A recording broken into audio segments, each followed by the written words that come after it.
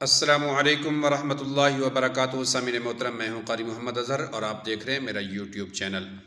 آج ہم خواب کے اندر مگرمچھ دیکھنے کی تعبیر کو بیان کریں گے۔ سب سے پہلے حضرت علامہ ابن سیرین رحمۃ اللہ نے لکھا ہے، خواب کے اندر مگرمچھ کو دیکھنا چور، ظالم اور دشمن ہونے کی طرف اس کی دلیل ہے۔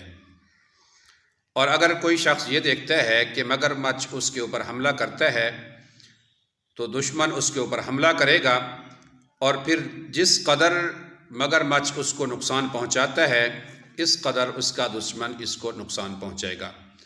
اور اگر یہ خواب دیکھنے والا مگرمچھ کے ہاتھوں سے نکل جاتا ہے یا اس کو شکست دیتا ہے یا اس کو بھگا دیتا ہے یا اس کے غالب آ جاتا ہے اس کے اوپر، تو اس قدر یہ اپنے دشمن کو شکست دے گا، دشمن کا وار خطا ہوگا اور دشمن کے اوپر غالب آئے گا اور دشمن کو یہ بھگا دے گا۔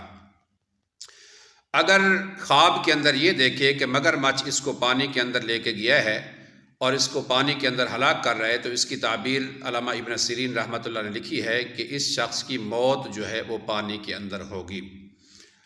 اور اس کے علاوہ حضرت ابراہیم کرمانی رحمۃ اللہ نے لکھا ہے کہ خواب کے اندر مگرمچھ کا حملہ دیکھنا یا خواب کے اندر آپ کو مگرمچھ جو ہے پانی کے اندر لے کے جاتا ہے اور ڈبو دیتا ہے، تو اس کی تعبیر یہ ہے کہ آپ کی ہلاکت جو ہے پانی کے اندر ہوگی اور مچھلیوں کی وجہ سے آپ کی ہلاکت ہوگی۔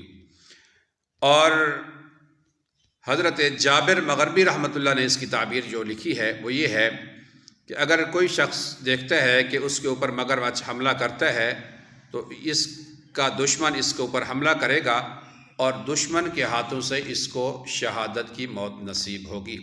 اگر یہ میری ویڈیو اچھی لگے مجھے ضرور سپورٹ کریں۔